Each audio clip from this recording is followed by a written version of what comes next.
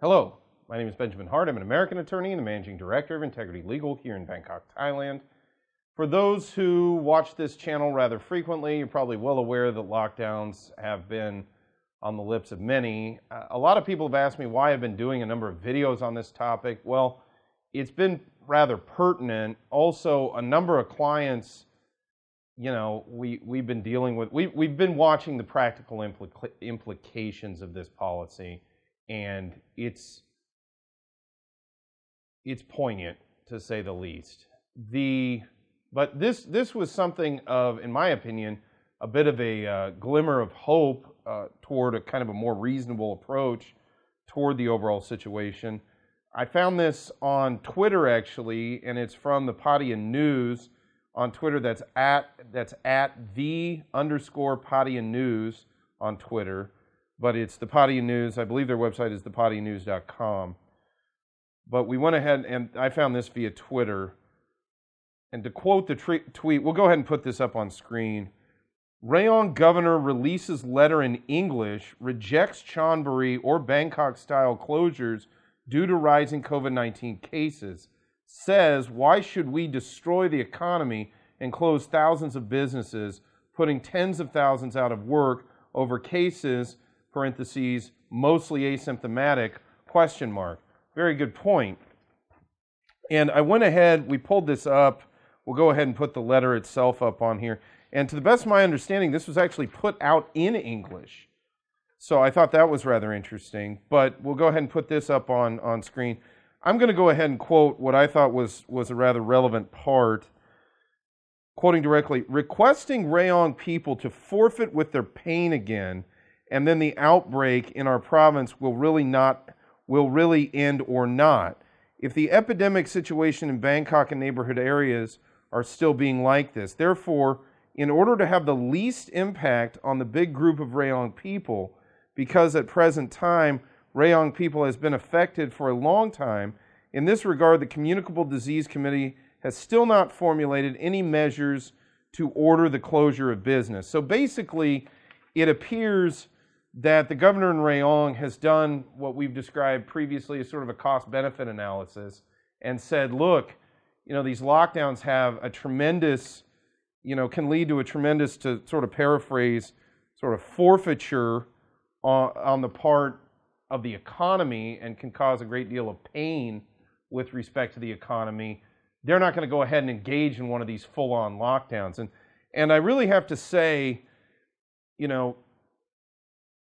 my hat's off to the Rayong governor. I think this is a nuanced approach. I think this, and I'm not saying I have the answer. I've had a lot of people, especially on this channel in the comments, bring up, well, what's your plan for the lockdown? What would you do? Candidly, I keep falling back every time I think about it. I keep falling back on the phrase or sort of the adage, when a clear option does not present itself, sometimes the best option is to do nothing. I would argue the question should not be, well, what would you do?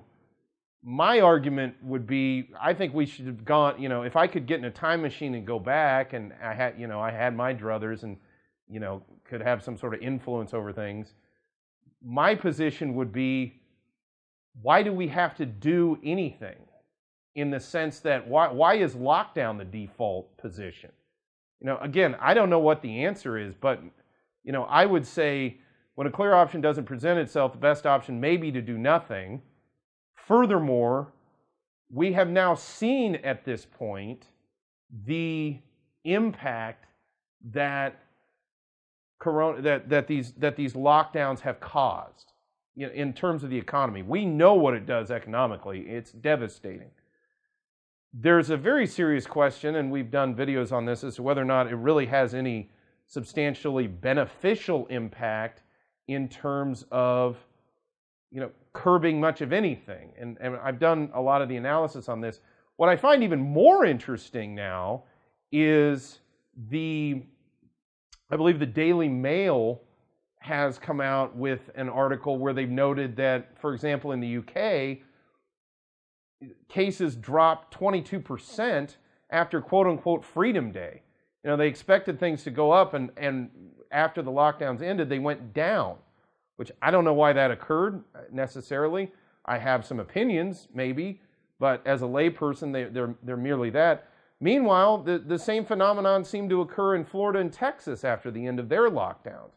So, you know, is there some evidence to suggest that maybe actually lockdown may actually exacerbate things? I don't know. You know, correlation is not necessarily causation, but it's worth noting. And also, again, it's this cost benefit, which it appears that the governor of Rayong here in Thailand has done and said, you know, we're looking at what's going on around us, and the overall situation is such that, you know, it's economically devastating to engage in these lockdowns. And, you know, I don't want to put words into anybody's mouth, but it looks like they're saying, well, maybe the benefit might not be worth that level of economic devastation. I want to be clear. I've had people ask me, oftentimes, sometimes in person, if I think anybody's at fault.